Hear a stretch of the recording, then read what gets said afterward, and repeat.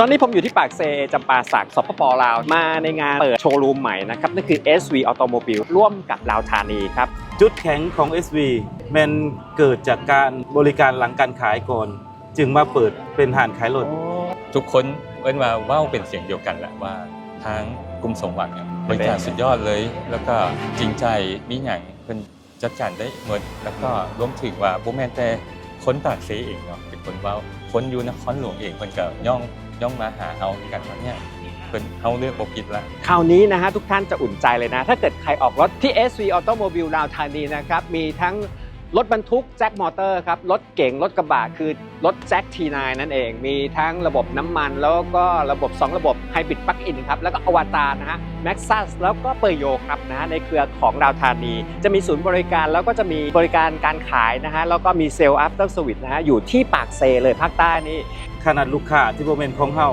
าก็ยังเบิ่งด้วยใจเนาะแต่ว่าถ้าสมมุติว่าเป็นลูกค้าของเฮาเองก็บ่ต่างจากคนในเฮือน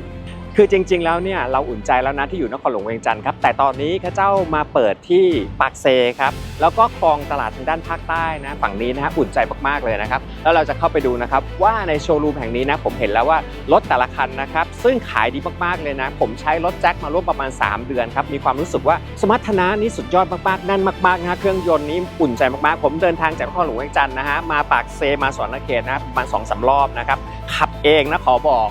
แล้วก็มีความคุ้นชินแล้วก็ง่ายมากๆเลยนะฮะเรื่องการประหยัดน้ำมันเนี่ยขับจากนครหลวงเวียงจันทร์มาสวรรณเขตนะครับแล้วกลับไปนครหลวงเวียงจันทร์อีกทีนะเต็มถังเนี่ยพอดีเลยครับแล้วก็รถรุ่นใหม่ของแจ็ค T9 นี่มีไฟฟ้านะ2ระบบประหยัดน้ำมันประหยัดไฟฟ้ามากเลยนะเมื่อกี้ลองแล้วนะนิ่มเหมือนเก่งเลยแล้ววันนี้ผมมาอยู่กับประธานลาวธานีครับสบายดีครับสบายดีมาบุกถึงปากเซ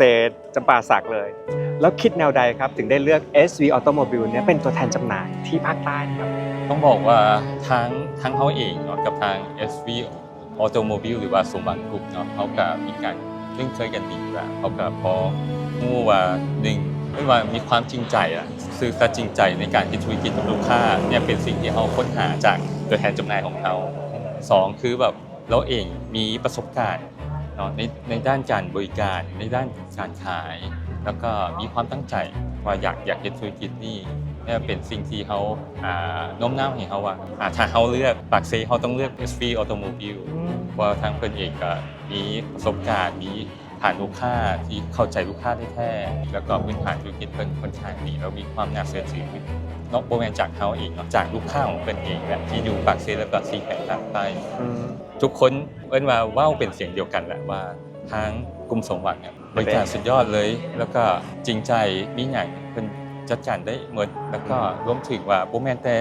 คนปากเซเองเนาะเป็นคนว้าวคนอยู่นครหลวงเองเพิ่นก็ย่องมาหาเฮากันว่าเนี่ยเพิ่นเฮาเลือกบ่ผิดละถือคนแบบสุดยอดที่สุดของ4แขวงภาคใต้ละโอ้โหอย่างนี้ก็แสดงว่าสามารถคุมตั้งแต่ภาคกลางจนกระทั่งถึงภาคใต้เลยทั้ง4แขวงภาคใต้ก็คือจำปาสักเนาะเซกอกอัตตปือแล้วก็สารวัตรเนาะเพราะว่าโดยพื้นฐานแล้วทั้ง4แขวงเพิ่นก็ที่เข้ามาซื้อขายเครื่องหรือว่ามาบึงสินค้าจากตัวปักเซเองเป็นหลักอยู่แล้วว่าเขามองว่าปักเซถือเป็นหัวใจใน4แขวงภาคใต้ในการเฮ็ดธุรกิจเศรษฐกิจต่างๆอีก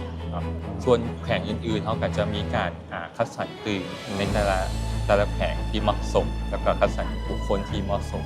วันนี้นะผมอยู่กับประธาน SV Automobile ครับขอถามนะฮะว่ารู้สึกเป็นแนวใดครับที่มาเปิดศูนย์บริการที่อยู่ที่ปากเซนี่อนาคตแล้วจังใด EV มันก็มาตอบแทนเพราะว่ามันอีกอย่างหนึ่งที่มันสำคัญก็คือว่าเฮาใส่ผลิตภัณฑ์ภายในเฮาก็คือไฟฟ้าที่ผลิตในบ้านเมืองเฮาในอนาคตนี่ที่ว่าน่าจะตอบโจทย์สุดโดยวิสัยทัศน์ของท่านนี้แบบว่ามองการไกลมากเลยอยากจะข้างล่างเนี่ยข้าเจ้าได้รับรถไฟฟ้ารถรุ่นใหม่ขนาดเดียวกันไม่จำเป็นจะต้องขึ้นไปหานครหลวงเวียงจันทร์มาอยู่ที่หับที่นี่เลยเพราะว่าคิดว่าสิ่งที่ลูกค้ากังวลคือว่าเฮาฮู้เลยว่า1เวลามันเพ่มันสิส่องอยู่ไสแม่น2แล้วก็คือถ้าเพ่แล้วมันสิมีการรับประกันแบบใดหลังจากเฮาฮู้โจทย์ตัวนี้แล้วเฮาไปศึกษาเบิ่งแล้วเฮาร่วมกันคือว่าเข้าใจกันเบิดเลยว่าถ้าเฮ็ดในรูปแบบนี้มันจะมีการเคลมรับประกันในระยะที่ว่ากำหนดก็คือว่าทางโรงงานเขาเคลมประกันให้เฮา 8 ปี อืม หรือ อืม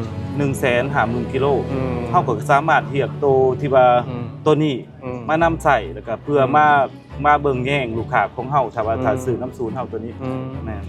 ผมนะใช้รถแจ็คมา 3 เดือนนะ ผมมาขับลงมาสวรรณเขตมาปากเซ ครั นะ บ ผมมีความรู้สึกว่าถ้าเป็นอะไรขึ้นมาข้าเจ้าคงเอารถมายก เพื่อกลับไปหานครหลวงเวียงจันทร์ ใช่ แต่ตอนนี้มีความรู้สึกว่าลงมาที่นี่ก็อุ่นใจ แม่น แล้วก็ถ้าเกิดว่าใครอยู่ที่ปากเซ อยู่ที่อัตตปืออยู่แถวๆนี้ก็ตาม ถ้าอยากได้รถก็บอกจำเป็นจะต้องไปรอไปเอารถยกมาถึงนครหลวงเวียงจันทร์มารับที่นี่ได้เลย แม่นครับอีกอย่างหนึงถึงว่ารถสิอยู่ซื้ออยู่นครปากเซ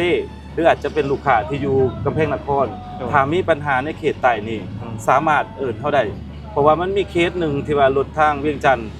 มาใส่แล้วมันมีปัญหาที่ว่าจักดับ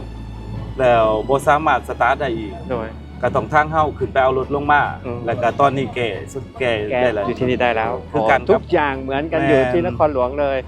บ่จำเป็นต้องไป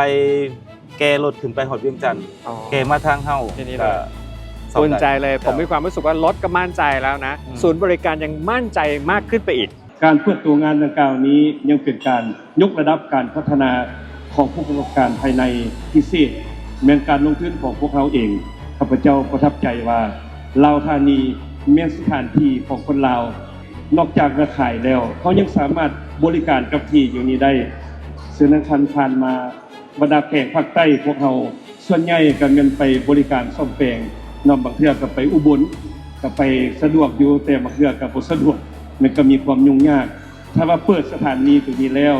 จะเป็นบ่อนบริการซ่อมแปลงโดยเฉพาะเป็นการบริการหลังการขาย ขนาดลูกค้าที่บ่แม่นของเฮาก็ยังเบิ่งด้วยใจเนาะแต่ว่าถ้าสมมุติว่าเป็นลูกค้าของเฮาเองก็บ่ต่างจากคนในเฮือนเฮาเบิ่งให้หมดปัญหาของลูกค้าก็คือปัญหาของ SV